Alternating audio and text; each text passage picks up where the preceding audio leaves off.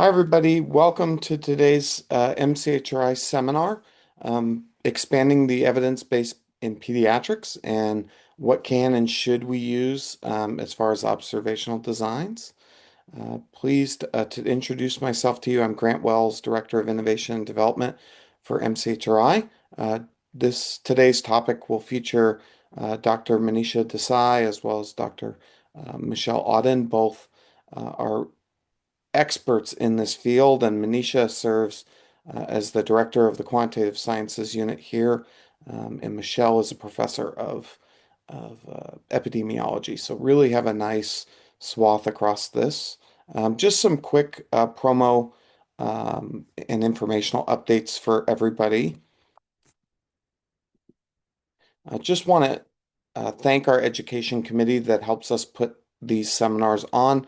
Really delighted by the participation from everyone you see there. If you are interested in participating, please let us know. We're always looking for new members to this committee. Um, our next seminar coming up in May is on May 11th, looking at placentation and bioage and the connection between those two, featuring Catherine Bianco, who's one of our MFM specialists. And then immediately following that is a discussion around heart health featuring Sarah Bowling, who's an assistant professor of developmental biology. You can mark your calendar using the QR codes for that as well. If you aren't aware, Lucille Packard Children's Foundation, as well as Stanford Medicine Children's Health, put on the Summer Scamper. This is a really wonderful event. It's also a large fundraising event um, for the year and something where you can participate. Something to be aware of is that funds can directly benefit MCHRI if that's something that you would like to do. We do have a team page, and if you've benefited from our work or our resources or our funding, please consider donating. It really is a wonderful event, but also a great opportunity to contribute to the research enterprise that is facilitated through MCHRI here. Uh, Please mark your calendars as well. We have a lot going on. We have our next SMCH Research Community event Thursday, September 17th from 11:30 to 1:30. This is a great opportunity not only for those who are in academic research within the School of Medicine, but to collaborate with our colleagues in the hospital as well. Um, Really a great opportunity to get to know people, spend about 2 hours, have something to eat, hear from some different perspectives.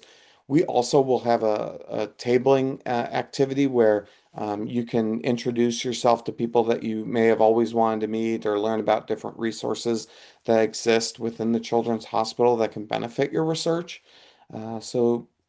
Mark your calendars. It really is a wonderful event. We've had a few of these before, and it's just been an overwhelming success and really a wonderful time together as a connected community.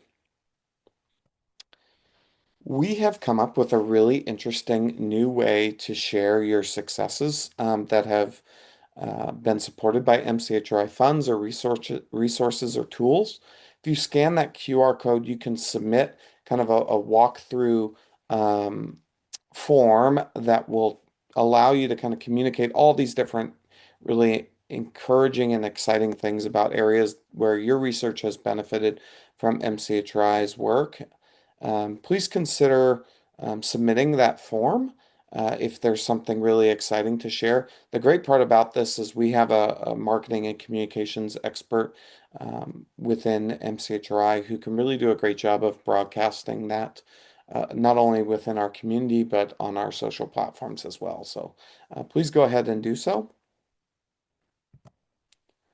And then mark your calendars. October 22nd is our ninth annual Stanford MCHRI Symposium. We have a full agenda that's confirmed, as well as a wonderful keynote speaker from UAB and Tita Allen. And you can see there the theme this year is correlations, how they essentially lead to causation and then eventually cures. So We'll have some really great sessions, not only from Stanford speakers, but a select group from other institutions as well. Registration is now open, so feel free to put that on your calendar and sign up as soon as possible. But without further ado, I'm going to pass it to Alan Schroeder just to give some quick introductions for our seminar today. Thank you, Grant, and thank you all for joining. I know there were a lot of competing things going on during this hour, so great to see everybody. We're here because I think everyone is aware that the evidence base to guide most, if not many, of the decisions we make clinically in pediatrics are not always informed by randomized trials, forcing us to rely on observational designs. And with the increasing availability of all of the large data sets around us, from myself, I'm the PI here for PedsNet is one example, but there are numerous throughout Stanford that we can have pretty immediate access to. The question, of course, becomes when is it appropriate to use observational designs to try to answer important comparative effectiveness questions? A lot of you may have heard of some of the increasingly rigorous methodologies that are being used, such as target trial emulation. So we're going to focus on the sort of limitations of observational designs, how best to use them when we are unable to do randomized trials. And we have two amazing speakers today to focus on that question. The first is Manisha Desai, who's a professor of medicine and runs our quantitative sciences unit. The second will be Michelle Auden, who is an epidemiologist here and has actually done a number of target trial emulations. She works at the other end of the spectrum, meaning in gerontology, but I think we can really learn from the work that she's done on target trial emulation. So I will let Manisha, you take it away. Please think about questions throughout. I know Manisha and Michelle would be interested in hearing about projects that you are thinking about launching and ways in which you might use target trial emulation to answer those. Thanks, Manisha. Great. Can you all hear me? We can. Good. Great. So, hi everyone. I'm very excited to get started. And thank you so much, Grant and Alan, for inviting me to speak about this topic. I'm really grateful to be here and to be speaking alongside Dr. Auden, who is, as Alan mentioned, a real expert in sophisticated models for generating rigorous evidence. I'm going to kick us off by discussing some of the challenges and also the promise, too, for generating real world evidence with rigor. And I'm going to express ideas using a case study. And this is joint work with there's a national working group that I'm part of called BIRDSIG, which stands for Biostatistics, Epidemiology, and Research Design Special Interest Group. And we formed this working group around this topic as things were sort of coming up in our respective institutions. And we wanted to answer a number of questions in this working group. And this was motivated by sort of an incident that happened at one of our institutions, where there was a medical student who gained access to, as we all do, to one of these real world data platforms and published something like 20 papers in 1 year without a lot of resources. And so it sort of caught the eye of senior faculty, and they said, oh my goodness, what's going on? And what's the quality of these papers? When they tried to reproduce, there were a lot of challenges. So this brought up some issues of is the wonderful increased access of a lot of these real world data platforms, how do we deal with that and make sure our faculty have the resources to generate evidence with rigor? So we wanted to look at who is using these real world data platforms, who's gaining access to them, what are the teams, the study teams looking like who are engaging in this research, and what are the challenges that folks are facing. Because a lot of these real world data platforms often come with some analytic tools to help turn out some of these studies. And are we able to reproduce some of these papers? Because that's really important to the just to just showing like accuracy of these papers is important. And you all are familiar probably with a number of these. There's so many that are coming available and becoming increasingly more available today, like Trinetics, PedsNet, All of Us, Epic Cosmos. There's a number of these, and a lot of them have come with self-service tools to help with analyses. And so we wanted to illustrate ideas with a case study from Trinetics. And this isn't to say that, there's something wrong with Trinetics specifically, or that Trinetics needs additional attention. We understand that there's like heterogeneity across these tools and how they're implemented. And also I'll mention that Trinetics was very interested in this work that we did and interested in being involved because they want the quality of the studies that come out of them to be very high. So if we show some of these challenges, our message is not like that Trinetics is a bad platform. It's just that we want to we want to be cautious and aware of some of the principles that are needed to generate evidence with rigor. And a lot of the issues that we do see are issues that are going to be seen across different platforms. And the reason we started with Trinetics is because it's actually easier to gain access to them. The bar of entry is lower. And that's why you might all have been seeing a lot of papers in that are being published today from Trinetics. So there's a lot of advantages to using real world data platforms. Our institutions are working with third-party vendors to sort of make the data available to the research community at no cost to, or at low cost, or at subsidized cost to the research community, and that's really fantastic. The data are rich; they are up to date. They allow us to look at things with a larger sample size because often they involve sort of healthcare networks, and a lot of institutions are contributing data to these resources. So that allows us to do things that we might not be able to do in a clinical trial setting. For example, if we're studying rare diseases, it allows us to think about real world generalizability, which goes beyond some of the strict, mitigate some of those issues that we have with clinical trials that often have this very strict criteria for entry. There are challenges that we should be aware of. The data are not generated for the purpose of doing research. So the quality of the data tends to be unknown. We, the user, tend to be farther downstream from the data generating mechanism. And that means that we lose that important contextual information that's often needed for interpreting our findings or for understanding the issues there are with certain variables. And one thing that's common across these platforms is that the data are in constant flux. They are changing. They are getting updated. New records are being added or taken away, and the codes are changing and getting updated as things become more clear because they're being used for practical purposes.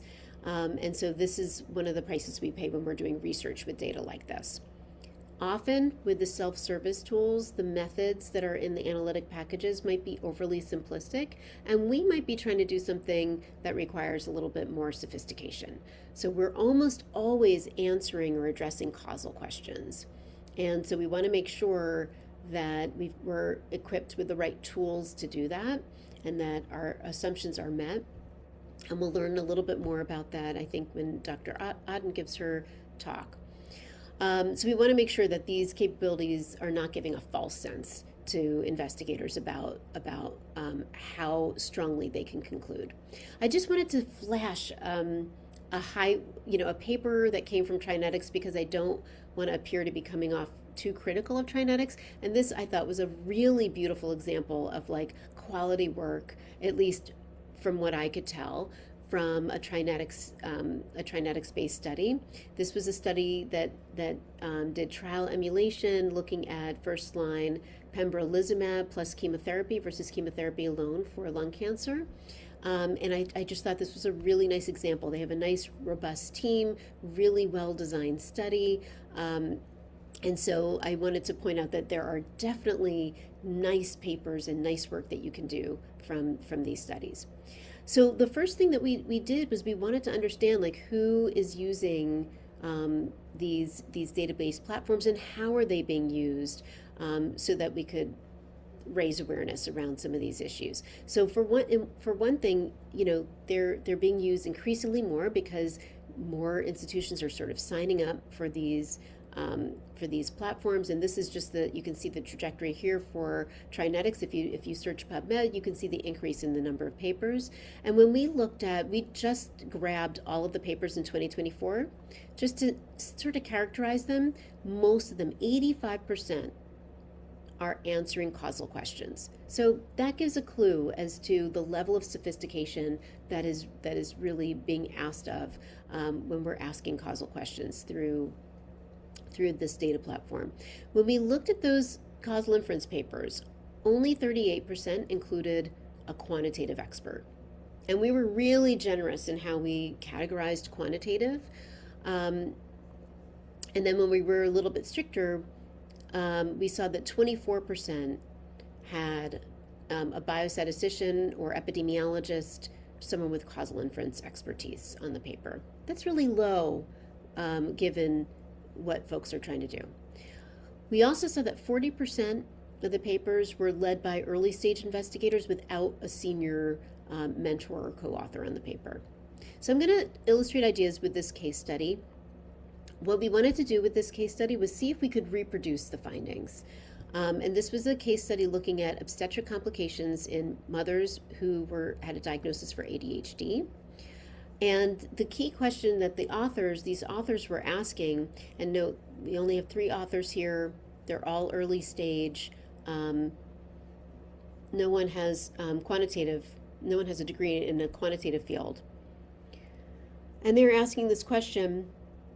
They want to understand the role of ADHD as a risk factor for experiencing obstetric complications.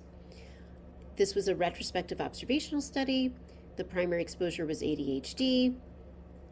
And the primary outcomes, they had 18, which is a lot. They had 18 different outcomes. So we pre-specified, let's just look at 6 of these. And so without looking at the results, we pre-specified that we wanted to look at these 6. We chose these 6 because we thought maybe there's plausibility here that there could be some sort of causal link, for example, between ADHD and postpartum depression. So that was how we chose those 6. So the original study team wanted to use the platform to identify a cohort of pregnancies, classify which of them had the ADHD versus no ADHD exposure, and identify outcomes, the 6 outcomes that I mentioned. They used propensity score matching, which also sort of gives a clue that they were really very interested in the causal link here. And then computed sort of usual statistics to make some claims about ADHD. So our first question was, can we recapture the original published sample? Let's just start with, can we get the same sample? So the original study I'm showing right here on this line, and it's bolded, their sample size was 45,737. And we could not replicate. So here I'm showing you in our best guess of, and it really shouldn't be a guess, but our careful look at their methods, which really did not have time windows around ADHD, did not have time windows, didn't have sort of restrictions on whether it was your first pregnancy or whether any or all pregnancies were included. When we do this, we could not replicate. When we use other methods for capturing the cohort, one that is recommended by Trinetics when you're looking at pregnancy. We are far off. And we knew the code that they used to identify their pregnancy cohort. So that's why this was you'll see that this is closest to the original. We created our own team with engaging OBGYN experts and had a variation from Trinetics and from the original. And you can see that no matter how we sort of think about this, whether it's first pregnancy, whether we put time windows around things, we just get farther and farther from the original. And this really was we were very confident that these were the methods that were employed by the team, and we could not reproduce. Well, you might say, does this even matter? Like, if you're getting like the same answer, the same interpretation, then so what if you're off by a few? Although we were off by quite a bit, and we were not. So if we look at the concordance with our point estimates between the original paper and what we tried to reproduce, you could see we did not have agreement with our point estimates, nor did we have agreement except for in two cases with our inference. So for example, here is a situation where in both cases we say that there's an elevated association between ADHD and depression. Oh no, sorry. Yes, we had inferential agreement here, not point estimate agreement, but inferential agreement here. Okay, what about if we took our method, so our method, our code, and we apply it, April 1, and then we apply it May 1. Do we get the same results? And the answer is no. We're off by quite a bit. And this speaks to sort of the dynamic nature, remember we talked about how these platforms are often in flux. They're changing, they're getting updated, and we're off by quite a bit. And you might say, well, that's just, the population's shifting a little bit, but maybe it's basically the same target population, and so you would get the same inference. And what I'm showing you here in this plot is the difference in our estimates along with our difference in inference. So here's an example where, here I'll go to this example, where we went from a negative finding to a positive finding, or from non-significance to a positive finding with approach 1. And so you can see things fluctuate an uncomfortable amount. So the takeaways from our study were that, first of all, most of the questions that are being addressed are causal questions, which makes sense. We sort of care about, the reasons for disease development and how do we cure it, how do we prevent it. So we're very interested as a community of researchers in causal questions. An uncomfortably large proportion did not include experts in causal inference. This could be part of the issue. And we could not reproduce really basic aspects of the case study. I mean, just trying to get the sample size and being so far off does not bode well. And we wanted to bring this issue up because there are so many early stage investigators working with these tools, and we really, I would hate to see someone early in their career have to retract a paper or get called out for a paper not being rigorous.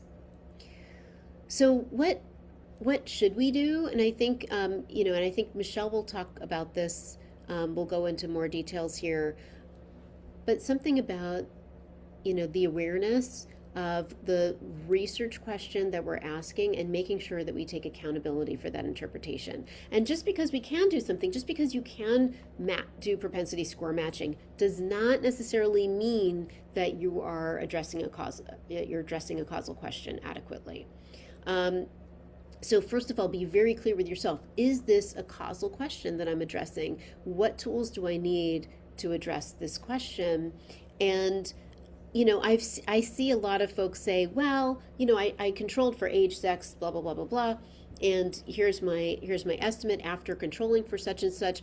But remember, this is an observational study, so not sure that that you can really make that causal leap.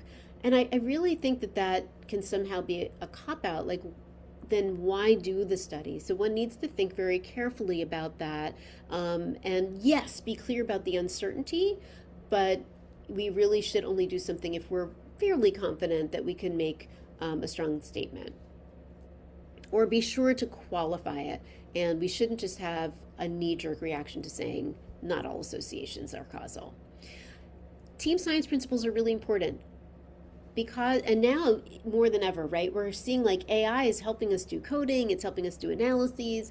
We still need that expertise in the room to tell us whether or not we are on the right track and to work together to answer these questions. All of this research super data intensive, and so having experts, those folks who got their degrees in studying principles around data science, is really, really important. And of course, a lot of this is really not new, right? A lot of this is like, yes, epidemiology principles, making sure that we've carefully defined our cohort with those temporal windows that are so important. When you capture the cohort, when you define your exposure, when you define your outcome, super important. In that example I gave you, where they were interested in the role of ADHD in obstetric complications, and they didn't put time points around the ADHD. Just think, you could have been diagnosed with ADHD many years post pregnancy. And that's really uncomfortable if you're talking about the role ADHD played in that obstetric complication. So, something that I hope we can get into is what should we be doing on our campuses? How do we increase the bar for training? How do we ensure that the work that we're doing has is done with rigor and is of utmost quality? And I'm going to stop there, and I'll pass it over to Michelle. And again, I think we're taking questions after. Thank you so much, Manisha. That was really interesting and alarming, and I think a good call to action for all of us to really think more rigorously about the kind of questions we ask and how we support, especially early career investigators, to asking better questions and using more rigorous methods. So my talk today is going to focus specifically on one methodology which we can use to ask more rigorous causal questions, and that's target trial emulation. So if you've heard of target trial emulation or you're interested in it, you probably have turned to it because although randomized trials have this huge strength of randomization and the control for confounding, they also have a lot of limitations. They often don't represent our target populations. The interventions given in a controlled environment. They're not realistic for rare outcomes or those with a long latency period. They come at a high cost. They're not feasible for many exposures of interest. And they're challenging in vulnerable populations like pregnant people, children, and my population of interest for older adults. So today I'm going to talk about target trial emulation as a bridge that links some of the rigor of RCTs with the strengths and availability of observational data. So you may have been hearing more and more about target trial emulation recently. I did a simple PubMed search and found that back in 2017 and 2019, there was only one publication each year that mentioned target trial emulation, whereas last year there were nearly 500 publications mentioning target trial emulation. So what is it? So target trial emulation is the application of design principles of a randomized controlled trial to emulate a hypothetical trial based on the observational data. It's not magic, it's just really careful, rigorous epidemiologic study design and analysis. It's often paired with some of the causal inference statistical methods that Manisha mentioned. I'm going to talk more about these methods in a moment, but often the goal is to estimate the counterfactual. So we have the outcome under the observed treatment, and we want to also model the outcome under the unobserved treatment, and that's called the counterfactual. So although I hope you walk away from this talk being a little bit more comfortable understanding target trial emulation, I do want to highlight that there are some nuances that go beyond what you'll learn in an intro or even an intermediate epi course. So there's been robust concordance between well-conducted target trial emulation and RCTs. The duplicate initiative compared 32 RCTs and their observational analog, and they used the best available methods, including a new user design, propensity score matching, and drawing on data from US claims databases. And they were able to achieve a Pearson correlation, a coefficient of 0.82 in the agreement of the effect size between the RCTs and their observational analogs. And that was increased to 0.93 when the investigators restricted to the TTEs, which they felt could best emulate the RCTs. So the core feature of target trial emulation is to pre-specify the components of the design, just as you would in an RCT. So prior to conducting your analyses, you'll want to specify the eligibility criteria, treatment strategies, assignment procedures, follow-up period, outcome ascertainment, causal contrast of interest, and the analysis plan. And I'm going to go through each of these one by one.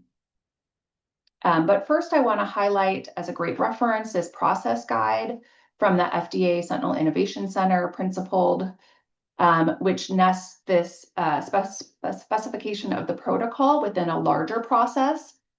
The first being to formulate your causal question via specification of the target trial protocol. So again, that's being really clear about the causal question of interest. Step 2 is to describe the emulation of each component of the target trial protocol and identify the data sources. So that's what I described on the previous slide. And then they layer on some additional checks. So they recommend before running your inferential analyses to assess the precision and conduct diagnostic evaluations. I'll show a couple examples of that. But one example could be if you, identify your sample and you realize that it's a smaller sample than you expected and you have insufficient power to estimate your effects with precision, you could circle back to your inclusion-exclusion criteria and relax maybe those that were unnecessary to try to get a larger sample size. And again, that's something you should do prior to running any inferential analyses. The next step is to develop a plan for robustness assessments. Again, I'll give some real-world examples of these. And then only when all of that is done do you run your inferential analyses. And again, that's to help promote rigor in your research and prevent against p-hacking or any kind of intentional or unintentional phishing. So there are a lot of wonderful examples of target trial emulation in maternal and child health. I highlight just a few that I have found to be interesting, including, looking at continuation of anti-tumor necrosis factor during pregnancy among women with IBD, prenatal exposure to benzodiazepine and Z-hypnotics, educational outcomes depending on birth timing, and another comparative effectiveness of antihypertensive medications in children with CKD. Unfortunately, my research, as Alan said, is really on the other end of the life spectrum, but there's a lot in common with a lot of the research questions you all are probably looking at, in that both end-of-life care and early life care and pregnancy care are highly preference-sensitive decision-making settings, and there's often limited evidence in both areas. So I'm going to give a deep dive and example from my research on blood pressure management in older adults. We know that blood pressure management is a cornerstone of cardiovascular prevention, but the optimal management of blood pressure among older adults with dementia and diminished functional status is less clear. This has led some geriatricians, just to motivate the question a bit, to look at deprescribing which is the planned or supervised process of dose reduction or stopping of medication that might be causing harm or no longer be of benefit. Antihypertensive deprescribing is quite common in the nursing home. Research from our group and others has demonstrated a pretty high incidence. There's also limited trial evidence for benefits and harms of deprescribing antihypertensives, although it's been largely null. Prior trials have been pretty small, found no change in function and outcomes, including mortality and cardiovascular disease. There was one study, the third one, the Danton trial, which had a small safety signal, but that was not primarily due to cardiovascular events. So collectively, this high prevalence of use of the practice of deprescribing, as well as a lack of robust clinical trial data, led us to turn to target trial emulation. So this is step one of that principled process guide. So we first specified our causal questions of interest. Among long-term care residents currently on antihypertensive therapy, does deprescribing of antihypertensive medications compared to continuation of usual care increase the risk of major cardiovascular events, including myocardial infarction and stroke, over 24 months? We also looked at cognitive and physical function outcomes. So I'm going to go through those 6 steps that I talked to you about with the pre-specifying the protocol. And I'm also going to flag some common challenges and sort of target trial emulation nuances that might deviate a bit from what you've learned in your EPI coursework. So our eligibility criteria were participants who were older than 65, had a long-term nursing home stay, were on antihypertensive medications, had no history of heart failure or metastatic cancer, and did not have a blood pressure that would contraindicate deprescribing. So I do want to flag something that could have induced something called immortal time bias. So we were interested in long-term stay residents. This research is conducted in the VA, where there's VA nursing homes where they also have a lot of short-term stays for rehab. And so we restricted to residents that had stayed for 90 or more days, but you might think, well, not all residents would survive 90 days. And so that inclusion criteria could induce something called immortal time bias. And so we had to be sure to start our target trial after that period.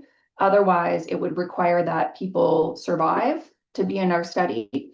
And if antihypertensive deprescribing were highly fatal, that would bias our estimates.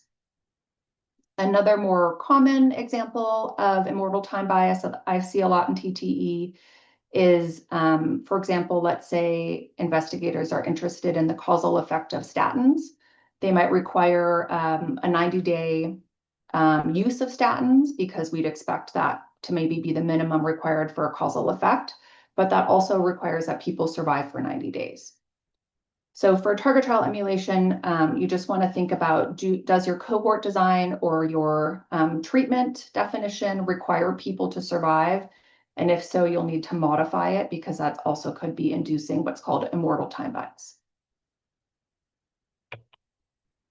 So next, we split people into the eligible residents into those who deprescribed and did not.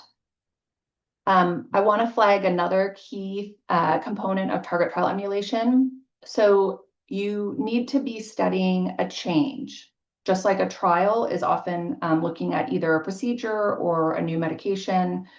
A new medication is what's called a new user design. Here we are actually looking at taking off the medication, but nonetheless, it was a change. So that is critical for target trial emulation because it, of course, allows us to account for confounding by indication. Most clinical decisions are not made randomly. They're made for very specific reasons, and we need to be able to measure and capture and control for the factors that led to that change. Another thing we did is we actually looked, this is a little bit more complicated, but we actually looked at each week the residents that deprescribed and those who did not. Our deprescribing definition was a reduction in the number of drugs or a 30% standardized daily dose reduction. We used a repeated trial design or sequential trial design. You'll see this a lot in target trial emulations. The sole purpose there is to increase the power and the sample size of people who are, in our case, deprescribing, or in other cases, new users of a certain intervention. And so often in a given time period, whether it's a week, a month, or a year, you'll have a really small number of people who maybe have a procedure or initiate a therapy or deprescribe a therapy. And so you'll often see these sequential trials, and those are really just done to increase the statistical power. And then you need to account for the correlation in if people are allowed to enter more than one trial, which is also very common. Of course, the big challenge of target trial emulation is that treatment is not randomized. That's a major advantage of RCTs and a challenge of target trial emulation. So that's where we're going to turn to our best available statistical methods to balance our pretreatment covariates. Often causal inference methods like propensity score matching, inverse probability of treatment weights, or targeted maximum likelihood estimation are used. So in my work, we spend a lot of, I guess, energy and focus, not only implementing the best available statistical methods, but also using kind of advanced methods like machine learning methods to get our best fit models. And I'll show you a couple short examples of that. I also just want to flag, I do a lot of work with NHLBI cohort studies, but I have come to believe that EHR data is really the ideal setting for target trial emulation. Manisha talked about something that you need to understand your data generating mechanism. And the way that treatment decisions are made is often based on the data we have in the EHR. So the EHR are ideal data to account for confounding by indication and to see the same data that the clinicians and their patients had in making treatment decisions. So you might be able to get more accurate measures in, let's say, cohort data for example, blood pressure, where blood pressure might be captured with more rigorous methods, and a cohort where you could have a participant seated and, in a quiet room, and the 3 blood pressure measures with an average of the second 2 being used. So that would maybe be a more ideal measure of blood pressure. But it's not what the clinician is using to make treatment decisions. That blood pressure is taken in a clinical setting, and I would argue is actually more relevant when you're trying to control for confounding in a target trial emulation. So one of those quick diagnostic evaluations, this was step 3 of that principled process guide.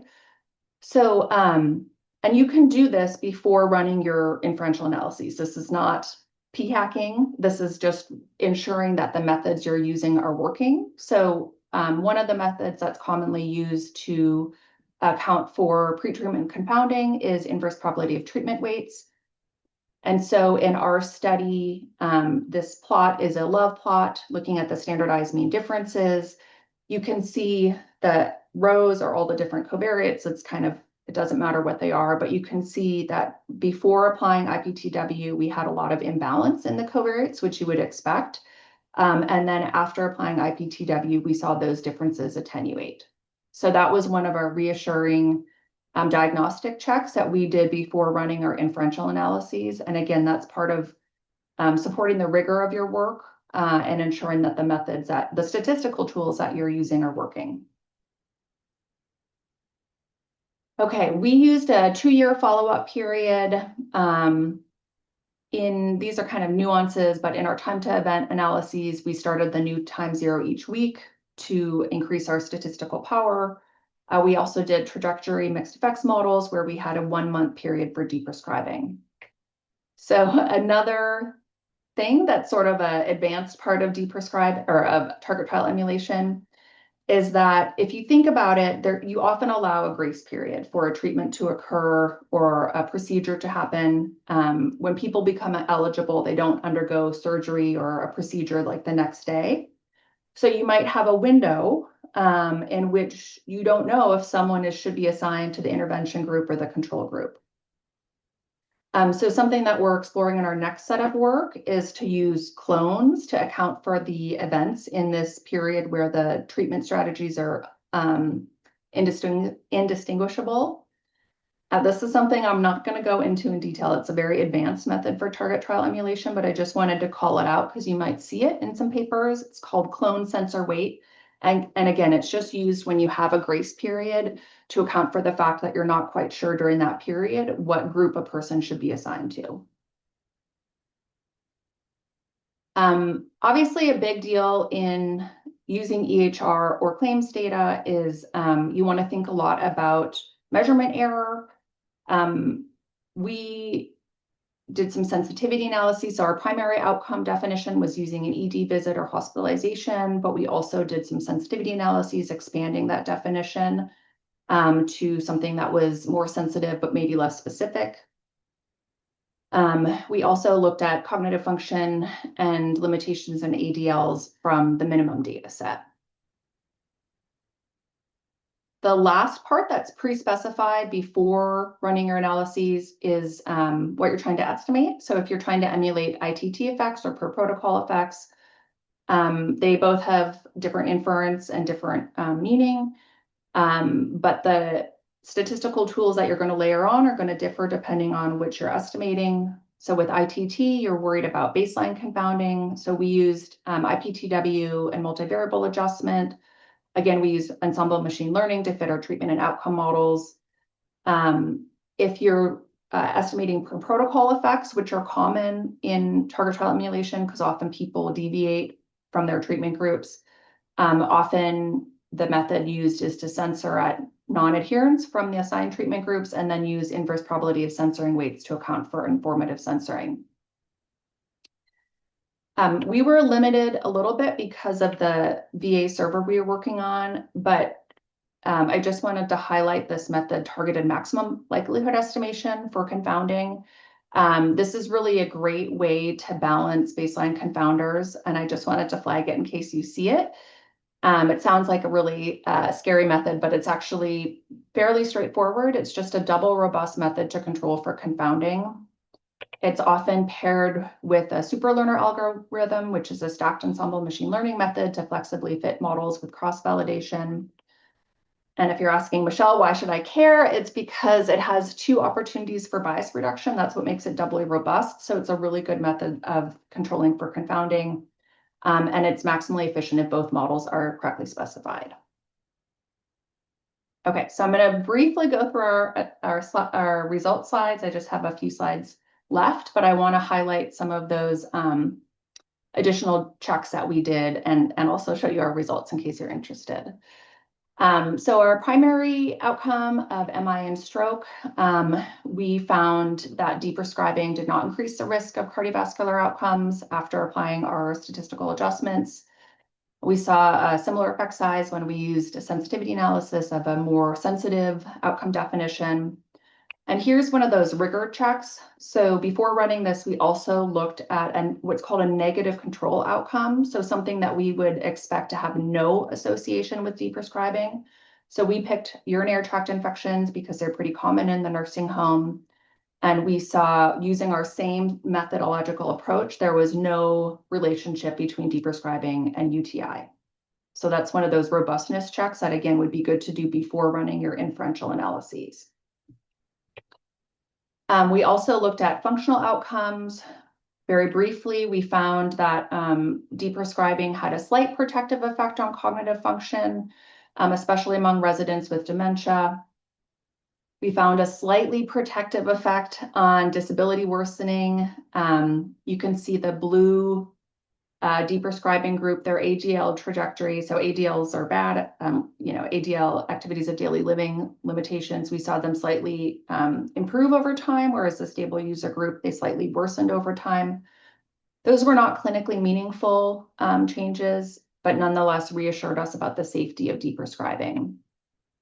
Again, we used negative control outcomes for our functional outcomes. We looked at hearing impairment and pain frequency.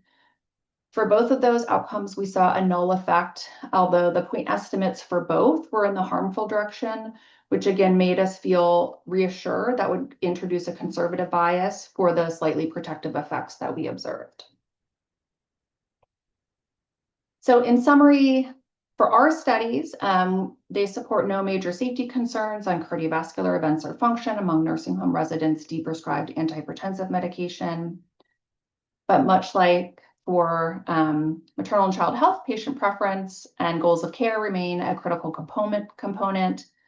And this is really just the beginning of this research. We'll need more to look at benefits and harms in diverse populations. So I hope I've convinced you at least that target trial emulation has the potential to bridge some of the rigor in the design specification of RCTs with the strengths of observational evidence. It can be used to look at safety outcomes and expand evidence to populations excluded from RCTs and increase sample size and length of follow-up beyond what's feasible in an RCT. It also can be used to study interventions for which RCT evidence simply is not available. So I want to highlight my collaborators on this work, as well as my funders. And thank you again, Alan and Grant, for the invitation, and Manisha for setting the stage so well. I think we can take your questions. That was great. This is a virtual round of applause that's coming from everybody. I will start, that was really great. I think we're all trying to wrap our heads around exactly what TTEs might look like in peds, and I appreciated that you cited the recent JAMA Pediatrics paper, which I put the link to in the chat, which I think was a nice example. I think we had some emails back and forth about this. What I sort of have tried to wrap my head around is how exactly TTE differs from what I think many of us have been doing for years, which is just multivariable regression with adjustment for confounding. My sense is that the exposure time piece of it is a big part of it, and the immortal time bias is is such a fascinating concept, and seems like that's a really big piece. But am I oversimplifying it? How do you see it as being different from just a sort of a standard multivariable approach? Yeah, so great question. So I think there's a few things. I think it's a little bit more principled than like what we teach as sort of a good rigorous epidemiologic study design. I think there is more attention to when both people meet eligibility criteria and when they start treatment, which is called time zero. You'll hear a lot about that. We're really careful in TTE to model a change, whereas I think a lot of observational epi studies have looked at what we call prevalent users of a given treatment. And of course, then you can't control for whatever got them to being on that, use or that medication or that therapy. I think it's the specification of time zero, modeling a change, what we call new user design, being careful about different sources of biases like immortal time bias, pre-specifying everything. It seems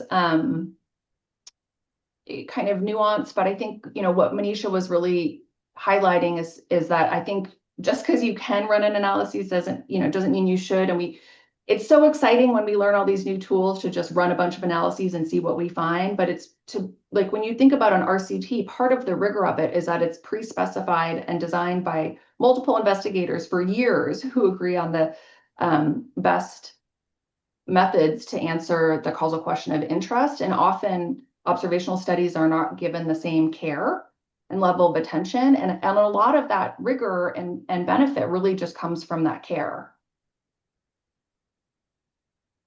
And I'll ask a follow-up to that, which is the JAMA paper you showed early in the talk, which looked at the correlation coefficient between TTE results and randomized trial results. I remember when that came out, and I remember being very surprised that it was as highly correlated as it was, because I think I had grown up worshiping at the church of the randomized trial and thinking that was always going to be truth. So I was surprised, and I think you said when it looked at the most rigorous, the it was around 0.92 or 0.93 or something like that. That it almost begs the question, why do randomized trials? I think if we can if we can do it so much more cheaply and efficiently and can mitigate so many of these biases, should we be moving towards a world where we're really prioritizing that design? And so I guess the question is, are there, for either of you, are there situations where you're still going to say absolutely that needs a randomized trial? And I would imagine the obvious answer there might be a new drug, but what are scenarios where you might say, no, we really need to do this with a randomized trial? So I would never propose to replace RCTs, right? RCTs do have that incredible property of randomization and control for asymptotic control for confounding. Um, but there's just a lot of times when we can't. So I'd say if you can do an RCT, one should be done because of that rigor of the randomization. It also is really helpful to have an RCT when you're conducting target trial emulation, to do a process called benchmarking. So to try to first emulate the trial, and then you know that you likely have controlled for confounding effects. And then maybe you can look at safety outcomes, or you could look at a broader target population. So so I would say, we're never going to replace RCTs, but this is a complementary design to help fill in some of the gaps and limitations of RCTs. Totally agree with Michelle with what Yeah, go Grant ahead, said. Anisha. Yeah, I don't have anything to add. I think that was you said it beautifully. I just saw a question in the chat. So can you reliably estimate heterogeneity of treatment effects using TTE design? Absolutely. I think that's one of the strengths. So heterogeneous treatment effects are when a treatment varies by some covariate or often a set of covariates. And I think one of the benefits of TTEs is that we can often include larger populations than we can in a trial, just because of the efficiency of using pre-existing data. And again, once, if you emulate the rigor of a trial design and you are able to approach control for confounding, then you can absolutely look at effect modification or heterogeneous treatment effects.